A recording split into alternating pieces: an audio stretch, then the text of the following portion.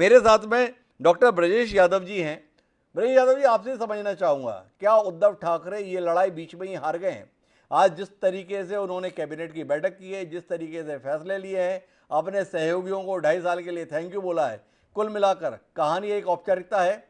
अगर अदालत ने कह दिया कि आपको बहुमत साबित करना होगा, तो ठाकरे में ये साहस आपको दिखाई दे रहा है कि वो सदन का सामना करेंगे और अपने हाथों से अपने लोगों के बिछड़ने का दृश्य देखेंगे? मैं आपको बताऊं कि ये उसी दिन हार गए थे जिस दिन इनके विधायक इनको छोड़ के वहां से निकले थे जी। और मेरा तो ये मानना है कि ये उसी दिन हार गए थे जिस दिन ये अपनी विचारधारा से पलटे थे, क्योंकि अभी तक जो विधायकों ने चुनाव लड़े थे वो भारतीय जनता पार्टी और शिवसेना के साथ मिलकर चुनाव लड़ा था। इन्होंने क्या किया कि सत्ता के लालच में आके, कुर्सी के लालच में आके उनकी विचारधारा छोड़ के अपनी विचारधारा से अलग चले गए। अब उसमें क्या हुआ कि भाई आज नहीं तो कल उन विधायकों को अपने लोगों के सामना करना ही था। कहीं ना कहीं उनका जमीर जागा है और वो फिर से अपने हिंदुत्व की तरफ वापस लौटे। लेकिन ब्रजेश यादव जी, आपसे समझना ये चाहता हूं कि क्या आप भी इस बात से इत्तेफाक नहीं रखते हैं कि अदालत में दस्तक देकर कुल मिला के उद्धव ठाकरे और उनके साथी अपनी फजीहती करा रहे हैं? कल तक ये बोल रहे थे कि सदन में हम चाहे जब बहुमत साबित कर देंगे, और जब बहुमत साबित करने के लिए कहा गया तो सुप्रीम कोर्ट के दरवाजे में दस्तक दे रहे। जी यादव जी। जी सर, तो मेरा ये बोलना है कि साहब आप दोबारा क्वेश्चन पूछिए, एक बार आप रिपीट करेंगे सर? आपसे जानना ये चाहते हैं ब्रजेश जी, क्या उद्धव ठाकरे अपनी फजीहत ही नहीं करा रहे हैं? जो लोग ये बोलते थे कि हमारे पास बहुमत है, सदन में हम चाहे जब बहुमत साबित कर सकते हैं, और जब राज्यपाल ने कहा कि बहुमत साबित कीजिए, तो अब सवाल ये उठा रहे हैं इतनी जल्दी क्यों साबित करने के लिए बोला जा रहा है, अभी क्यों कराया जा रहा है, ऐसी क्या आफत आ रही है, और सुप्रीम कोर्ट में दस्तक दे रहे हैं। कुल मिला के उद्धव ठाकरे अपने इस प्रकार के तौर तरीकों से अपने पूज्य पिता बाल ठाकरे की फजीहत ही नहीं करा रहे हैं लोगों के बीच में? क्या ठाकरे परिवार इस समय उपहास का पात्र नहीं बना हुआ है? मैं आपको बताऊं सर, मैं महाराष्ट्र में मैंने अपना पर्सनल बहुत जीवन बिताया है जी। मैंने बाला साहेब ठाकरे जी का वो रूप देखा है कि जब एक आवाज पे पूरा महाराष्ट्र जहां बोलते थे वो वहां खड़ा हो जाता था। जी। आज उन्हीं के बेटे के कहने से उनके शिव सैनिक मतलब उनके विधायक नहीं मान रहे, तो आप सोचिए शिवसेना कहां खड़ी है। उन्होंने अपने सारे हथकंडे अपना लिए, पहले उन्हें फुसला लिया, फिर धमका लिया, झूठे बरगला भी लिया। देखो सत्ता चलती है नंबरों से, नंबर अब उनके पास नहीं है, ये पूरा देश देख रहा है। नंबर इस समय शिंदे साहब के पास है, और शिंदे साहब ने जिस तरह से आज आके बोला है, उन्हें अपने पे भरोसा है, और भरोसे के साथ साथ उन्हें विश्वास भी है कि जब हमारे पास नंबर है तो फ्लोर टेस्ट पे वो किसको दिखाएंगे? वो किसको दिखाएंगे? ब्रजेश यादव जी सीधे तौर पे कह रहे हैं देश देख रहा है, नंबर नहीं है। संजय द्विवेदी जी के पास मुझे दोबारा जाना पड़ेगा, क्योंकि पहले जब वो बोल रहे थे उनकी आवाज़ ठीक से सुनाई नहीं दे रही थी और वो लगातार हस्तक्षेप कर रहे हैं। जी संजय जी, सब लोग महसूस कर रहे हैं कि आपका नेता कुल मिला के अपना उपहास देश में करा रहा है, आप इत्तेफाक नहीं रखते इस बात से? बात देखिए, शिवसेना हमारी है, जी। शिवसेना उद्धव ठाकरे की है, तो बीजेपी तो नहीं है। जी। बीजेपी का हम वो तो है नहीं। हमें जो निर्णय लेना होगा वो मेरा संसदीय दल निर्णय लेगा ना। हम कांग्रेस जाए, एनसीपी संग जाए, भाई बिहार भी ये गए, बिहार में उन्होंने सरकार तोड़ी और जेडीयू की सरकार भी बना दिया। तो इनसे किसने पूछा इनसे भाई? नहीं, लेकिन ये माना कैसे जाए संजय द्विवेदी जी की शिवसेना उद्धव ठाकरे जी की है? 55 विधायक, 39 एकनाथ शिंदे के साथ, पहले गुवाहाटी में अब गोवा में, और आप यहाँ बैठ के बोल रहे हैं शिवसेना हमारी। थोड़ा हास्यास्पद नहीं लगता? थोड़ा आपको नहीं लगता है कि आपके तर्क अपने आप में उपहास पैदा करते हैं या हमारी? अरे आपके अपने नहीं रहे इसीलिए तो ये सारा संकट है। इस पर कुछ विचार कर रहे हैं कि आपके अपने क्यों नहीं रहे? यूपी में भारतीय जनता पार्टी से कितने लोग टूट चले? मैं गिनाऊं क्या आपको? हाँ बिल्कुल गिनाइए ना। सरकार बनने के बाद कितने लोग चले गए? तो क्या हुआ भाई? लोग आते हैं जाते हैं, जिसको समझ नहीं आएगा जाएगा, जिसको समझ नहीं आएगा वो रहेगा। कमाल हो गया। शिव सैनिकों के संदर्भ में अब ये कहा जा रहा है जो आएगा आएगा, जो जाएगा वो जाएगा। मेरे साथ में डॉक्टर गुलरेज शेख जी हैं। शेख जी, आपसे जानना चाहता हूँ, कहानी कितनी देर की बची है? भारतीय जनता पार्टी इस बार दूध की जली हुई थी, पिछली बार की तो छाछ भी फूक फूक के पी रही थी। एक हफ्ते से भाजपा देश को ये बताने में लगी थी हम कहीं नहीं हैं, और जब 39 का नंबर आ गया, 47 से ऊपर पहुंचना था, तो बीजेपी खुलकर सामने आ गई, हम ही हम हैं और कोई नहीं है। फडणवीस पहुंच गए राज्यपाल के पास, राज्यपाल ने तुरंत मान लिया, वैसे ही मान लिया जैसे फडणवीस पहले पहुंचे थे कि बहुमत हमारे साथ है तो शपथ दिला दो। तो आपसे समझना चाहते हैं, वाकई अब भरोसा हो गया कि एकनाथ शिंदे के साथ इतने हो गए हैं कि दोबारा बेइज्जती का सामना आपको नहीं करना पड़ेगा, जो भी बेइज्जती होगी वो उद्धव ठाकरे जी की ही होगी। देखिए हिमांशु जी, कुछ भी होता है उसमें बेइज्जती तो उद्धव ठाकरे जी की और शिवसेना की हो चुकी है। जी जहां तक बीजेपी का प्रश्न उठता है, भारतीय जनता पार्टी एक पॉलिटिकल दल है और जी जब भी जो स्थिति बनेगी उसमें पॉलिटिकल निर्णय लेंगे, और क्यों नहीं लेंगे। हम पॉलिटिक्स में हैं तो हम पॉलिटिकल निर्णय लेने के लिए ही बैठे हैं। लेकिन आप ये बताइए कि कोई कुछ भी कहे, संजय जी कुछ भी कहें, और इन्होंने अभी जो कहा ना कि ये विधायक तो आते जाते रहते हैं, तो इन्होंने एक तरह से ये बात सही कही, क्योंकि जो हेमरेजिस, जो रक्तचाप का इतिहास है ना शिवसेना में, तो जी ये आज का नहीं है। 1991 में पहली बार रक्तचाप हुआ था जब छगन भुजबल साहब इनके 12 या 16 विधायकों को लेकर निकल गए थे। उसके बाद नारायण राणे का नंबर आता है, उसके बाद राज ठाकरे का आता है, फिर संजय निरुपम का आता है, और अब एकनाथ शिंदे का आया है। तो ये रक्तचाप तो लंबे समय से चल रहा है। लेकिन अभी क्या हुआ है कि जिस प्रकार से उद्धव ठाकरे जी ने बिहेव किया है, चाहे वो आइडियोलॉजी के साथ बिहेव किया हो, चाहे जिस प्रकार के गठबंधन इन्होंने बनाए हो, वो गठबंधन में भी जिस प्रकार से आप ये जो रिमोट कंट्रोल बाला साहेब के पास होता था वो सिल्वर ओक में चला गया शरद पवार साहब के पास। तो शिवसैनिक खफा है, लेकिन मुझे लगता है कि इनको इतना उछल कूद नहीं मचाना चाहिए, क्योंकि सरकार किसी की भी बने शिवसेना उसमें रहेगी। अब ये बात अलग है कि शिवसेना ए रहेगी, बी रहेगी, सी रहेगी या डी रहेगी, लेकिन रहेगी शिवसेना। बड़ा कमाल की बात कही है डॉक्टर गुलरेज शेख जी ने। संजय द्विवेदी जी को दिलासा देनी चाहिए, क्यों परेशान है, सरकार अभी भी शिवसेना की रहेगी। अब वो उद्धव ठाकरे वाली शिवसेना की रहे या एकनाथ शिंदे वाली की, तो ये दिलासा देने की कोशिश कर रहे हैं डॉक्टर गुलरेज शेख। हौसला कुछ आया संजय द्विवेदी जी आपका?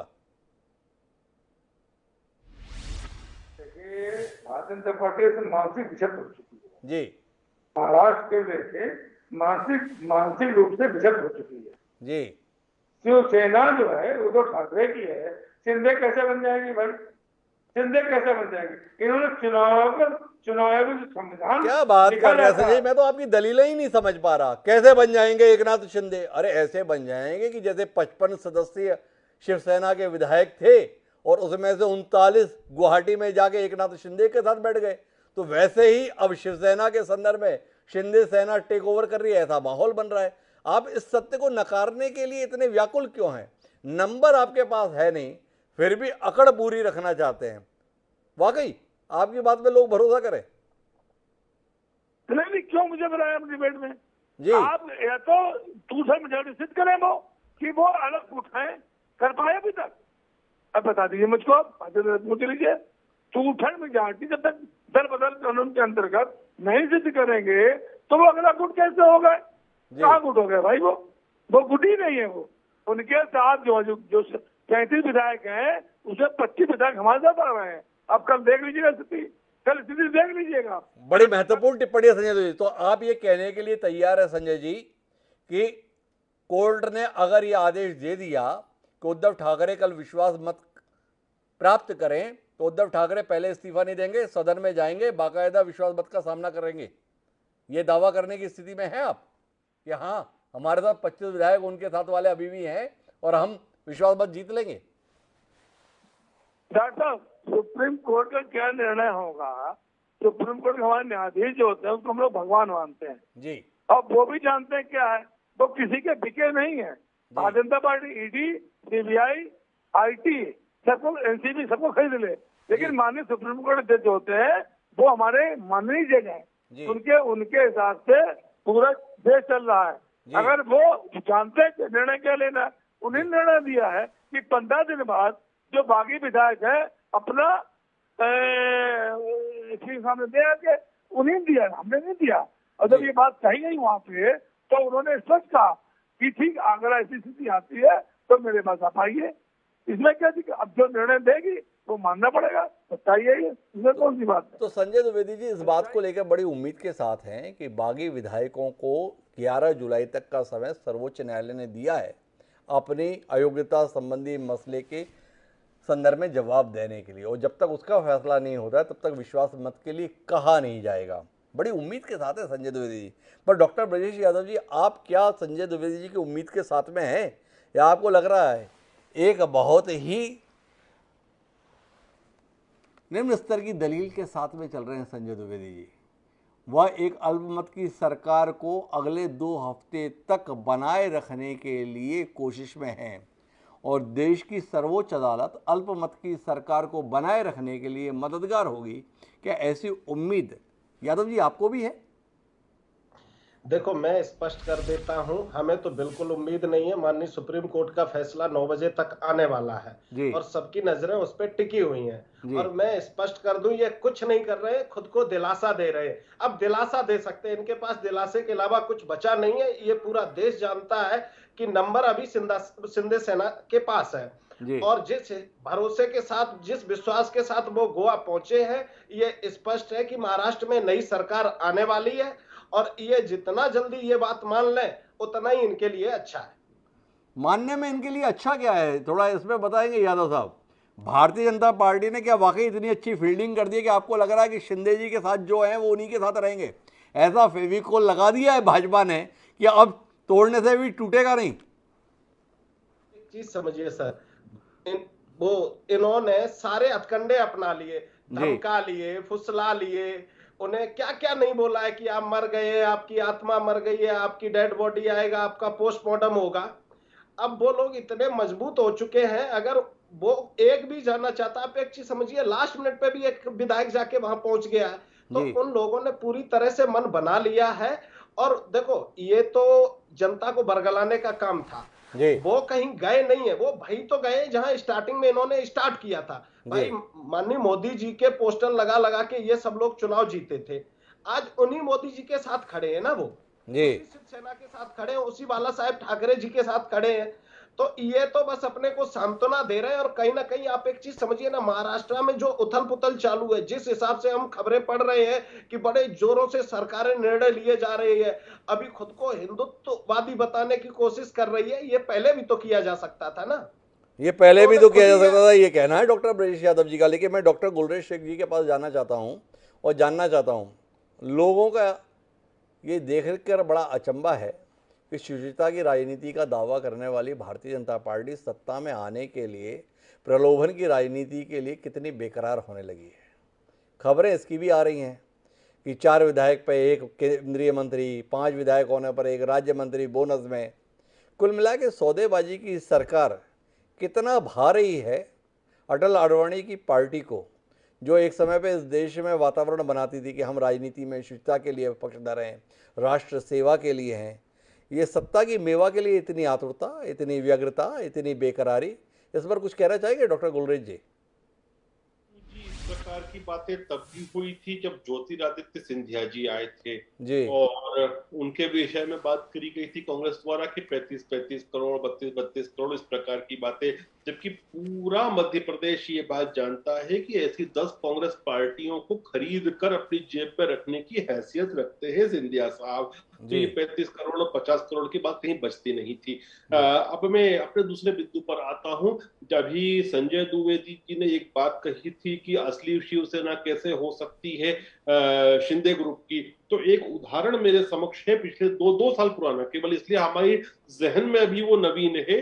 लोक जनशक्ति पार्टी रामविलास पासवान साहब की, जब चिराग पासवान उसके राष्ट्रीय अध्यक्ष थे और पशुपति पारस ने अपने साथ पूरे विधायकों सांसदों को लेकर जब वो गए थे चुनाव आयोग में, तो पार्टी का सिंबल मिला था किसको? पशुपति पारस को, ना कि अध्यक्ष को। और अध्यक्ष उसी प्रकार से थे जैसे रामविलास पासवान के बेटे, जैसे वैसे बाला साहेब के बेटे उद्धव ठाकरे। तो पूरी की पूरी स्थिति आपको तो बहुत डरा रहे हैं शेख साहब। एक व्यक्ति की सत्ता जा रही है, ऊपर से आप उसकी जो है पार्टी भी छीन लेना चाहते हैं। ये ठीक नहीं है आपका तरीका अपने पुराने सहयोगियों के साथ में। फिर भी मैं संजय जी के पास आना चाहूँगा। संजय जी, कितना डर गए आप? गुलरेज शेख जी ने बताया 2 साल पहले क्या कुछ ये अपने सहयोगियों के साथ करते हैं। इन्होंने चिराग पासवान के साथ क्या किया, पशुपति पारस को आगे खड़ा करके क्या किया। क्या एकनाथ शिंदे भी कुछ ऐसा ही करने वाले हैं? डर नहीं गए आप? डॉक्टर साहब भारतीय जनता पार्टी हो गई पागल जी। इन्होंने चिराग पासवान को उनको खत्म करने के लिए, किसको, बिहार के मुख्यमंत्री खत्म करने के लिए लगाया। वो हनुमान जी थे, ये राम थे। देखिए ये धोखा होता, और शिवसेना जान गई थी कि धोखा देने वाले हैं, शिवसेना अलग हो गई। अरे भैया एक दिल्ली से मत देखो गुरवेश जी, शिवसेना है ये पूरे हिंदुस्तान में है। मैं भी शिवसैनिक हूँ, मुझे कुछ राजपाट नहीं चाहिए, राजपाट नहीं चाहिए जो आपको राजपाट चाहिए। संजय बड़ा अंदाज में आप बोल रहे हैं, पर ये जो गुवाहाटी में बैठे हुए थे ये लोग कौन थे? आप शिवसैनिक आप बता रहे हैं, ये शिवसेना ये आप बता रहे हैं, पर ये एकनाथ शिंदे क्या हैं और उनके साथ में बाकी 38 विधायक है वो क्या है? लिख लीजिए मेरी बात। अरे एक देखने बंद कर दो गुरवेश जी। अरे आप मुद्दे पर रहो ना संजय जी। गुरवेश जी तो ठीक है, आपसे जो सवाल किया उसका जवाब दें। आप शिव सैनिक हैं, ये शिवसेना ये तो ठीक है, पर एकनाथ शिंदे और उनके साथ जो 38 विधायक है वो क्या है? लदेगी, ये करेगी शिवसेना, ये करेगी, मूंग की दाल लदेगी आपके ऊपर, देखिएगा। शिवसेना भी मूंग दाल लदेगी आपकी। चिराग पासवान नहीं है, भूल जाइए चिराग पासवान को। यहाँ पे उद्धव ठाकरे हैं, बालासाहब ठाकरे हैं, और शिवसैनिक है पूरे हिंदुस्तान का। कैसी बात आप कर रहे हो भाई? भूल जाइए आप शिवसेना को। शिवसेना आपको रोक देगी, एक दिन देखिएगा आप मेरी बात। संजय जी आप कुछ सुन पाएंगे कि केवल बोलते रह जाएंगे? आपको रौब देगी शिवसेना हिंदुत्व के नाम पे। आपको हिंदुत्व झूठा। मुझे लगता है संजय द्विवेदी जी बहुत ज्यादा बौखला गए हैं इस आशंका से कि उनकी पार्टी की सरकार शायद जाने वाली है, इसलिए अब वो कुछ सुन भी नहीं पा रहे हैं और समझ भी नहीं पा रहे हैं। पर डॉक्टर ब्रजेश यादव जी के रूप में एक सुलझा हुआ व्यक्ति हमारे साथ में है और आपसे जानना चाहेंगे डॉक्टर ब्रजेश यादव जी, क्या विधायकों का साथ होना शिव सैनिकों का साथ होना है? क्या शिव सैनिक एकनाथ शिंदे की इस बगावत को स्वीकार कर लेंगे जमीनी स्तर पर? संजय राउत समेत तमाम नेता बता रहे हैं कि इन्होंने पार्टी के साथ गद्दारी की है। शिव सैनिक कभी गद्दारी को बर्दाश्त नहीं करते हैं। तो कुल मिलाकर ये सत्ता का हिस्सा भले ही बन जाए पर शिव सैनिकों के दिल में स्थान नहीं बना पाएंगे। क्या कहते हैं आप ब्रजेश जी? सर मैं एक चीज बोलता हूँ, इससे पहले मैं आपका आपने एक बीजेपी के प्रवक्ता जी से क्वेश्चन पूछा था कि लोग पैसों में बिक रहे हैं जी। मैं उसका एक बड़ा छोटा सा आपको एग्जांपल देता हूं कि भाई उन्हें किस चीज का लालच दोगे? जो वहां बैठे हैं वो पहले से ही मंत्री हैं जी। एक विधायक के पास 5-5 विभाग हैं जी। तो ये लालच का सौदा नहीं है, ये तो बहुत स्पष्ट है जी। और सबसे बड़ी चीज जो आपने पूछी कि क्या जमीनी कार्यकर्ता, जमीनी शिव सैनिक इसको एक्सेप्ट कर पाएंगे, तो भाई वो जा कहां रहे हैं? अपने बाला साहेब ठाकरे जी की विचारधारा में ही जा रहे हैं, अपनी विचारधारा से अलग कहां जा रहे हैं जी। जिस हिसाब से, जिस जनमत से इन्होंने जीत हासिल की थी वो कोई अकेले शिवसेना ने नहीं की थी, शिवसेना और बीजेपी ने मिलकर की थी और शिवसेना और बीजेपी मिलके ही तो सरकार बना रहे हैं ना। तो लोगों को एक्सेप्ट करने में क्यों दिक्कत होगी? आप एक चीज समझिए, जब उन्होंने कांग्रेस को महाराष्ट्र में एक्सेप्ट कर लिया तो बीजेपी को एक्सेप्ट करने में उनको क्या दिक्कत होने वाली है? मुझे लगता है कि फिर से शिवसेना अपने पुराने रूप में जा रही है और ये जितनी जल्दी इनके शीर्ष नेतृत्व तो समझ लें उतना उनके लिए अच्छा है कि जो अभी बागी जिनको बोला जा रहा है वो बागी नहीं है, वो उनके रियल शिव सैनिक हैं और उनके अंदर कहीं से फिर से बाला साहेब ठाकरे वाली वही विचारधारा आके पनप गई है कि नहीं, मुझे मरना भी देश के लिए और अपने हिंदुत्व के लिए। तो डॉक्टर ब्रजेश यादव जी आपके इस आकलन पर जाऊं तो ऐसा बोध हो रहा है कि उद्धव ठाकरे केवल मुख्यमंत्री पद से नहीं जा रहे हैं बल्कि उनकी महाराष्ट्र की सियासत से भी विदाई होने जा रही है। क्या यही आकलन है आपका कि आप बता रहे हैं कि अब जो कुछ भी है वो एकनाथ शिंदे ही शिवसेना है और शिवसेना अब जो भी चलेगी वो एकनाथ शिंदे के नेतृत्व में चलेगी? तो उद्धव ठाकरे के पास में अब वाइल्ड लाइफ फोटोग्राफी के अलावा और कोई काम नहीं रहने वाला है। देखो ये हम क्या, अगर आप पुराने भाषणों पे जाओ तो माननीय बाला साहेब ठाकरे जी ने ही बोला था कि जब उनसे किसी एक पत्रकार ने पूछा था कि शिवसेना आपके बाद क्या आपके बच्चों की रहेगी, तो उन्होंने बड़े टॉन्ट भरे शब्दों में बोला था कि देखो बेटा तो है लेकिन हम डिनाई नहीं कर सकते, लेकिन जो कैपेबल होगा वो शिवसेना को रखेगा। ये तो हमने और आपने सबने उसी दिन समझ लिया था और आप समझ लो पूरा देश ये बोल रहा था कि जिस दिन इन्होंने गठबंधन कांग्रेस के साथ किया था कि ये अपने खत्म होने के कगार पे चलने लगे हैं, खुद को मिटाने थोड़ा ज्यादा निर्मल नहीं हो रहा है डॉक्टर ब्रजेश यादव जी? शिवसेना ने अगर कांग्रेस के साथ गठबंधन कर लिया तो गुनाह कर दिया, भारतीय जनता पार्टी ने महबूबा मुफ्ती के साथ कश्मीर में गठबंधन किया तो क्या भाजपा खत्म हो गई? इतना वैचारिक विरोध के साथ भाजपा ने सियासत की कश्मीर में और उन्हीं महबूबा मुफ्ती के साथ सत्ता के लिए समझौता किया, उस पर भी आप इतने ही निर्मम हैं जितना बड़ा गुनाह आप कांग्रेस के साथ शिवसेना के हाथ मिलाने को मान रहे हैं। मैं एक चीज बोलता, मैं तो नहीं बोलता कि इन्होंने कोई बहुत बड़ा वो कर लिया, लेकिन लोगों की एक विचारधारा होती। आप पूरे दिन हमसे पूजा करवाइए सर, मंदिर ले जाइए, जल चढ़वाइए, भगवान जी की आरती करवाइए और अचानक बोलिए कि नहीं नमाज पढ़ने लगिए, क्या ये संभव है क्या जी? तो कुल मिला के मंदिर में पूजा करने वाले अचानक नमाज पढ़ते हुए दिखने लगे, ये बात शिव सैनिकों को रास नहीं आ रही, इस रूप में मैं व्यक्त कर रहे हैं। मैं आखिरी टिप्पणी के लिए डॉक्टर गुलरेज शेख जी के पास आना चाहता हूँ। गुलरेज शेख जी, ये जानना चाहता हूँ, एकनाथ शिंदे को तो आपने अपने साथ ले लिया, क्या अभी भी हसरत है? बाला साहेब के साथ आप लोगों के बड़े पुराने रिश्ते रहे, 2 दशक से ज़्यादा का गठबंधन रहा। उद्धव ठाकरे के लिए अभी भी भाजपा के दरवाजे खुले रहेंगे या भाजपा सब कुछ कर लेगी पर उद्धव ठाकरे का साथ नहीं लेगी? सवाल। देखिए हिमांशु जी, अभी हमने किसी को साथ में नहीं लिया है जी। जो स्थिति बनेगी उसके हिसाब से हम निर्णय लेंगे, लेकिन मैं कुछ टिप्पणी जरूर करना चाहूंगा। आज जो अंतिम कैबिनेट की बैठक हुई है उद्धव ठाकरे साहब की, उसमें उन्होंने जो निर्णय लिए, एक तो वो विमानपथ का, एयरपोर्ट का उन्होंने नामकरण किया है और दूसरा 2 शहरों का नेम चेंजिंग करी है। तो ये तीनों जगह है वो है जहां से ज्यादातर वो एमएलए हैं जिनको ये रिबेलियस एमएलए कह रहे हैं या बागी गुट कह रहे हैं।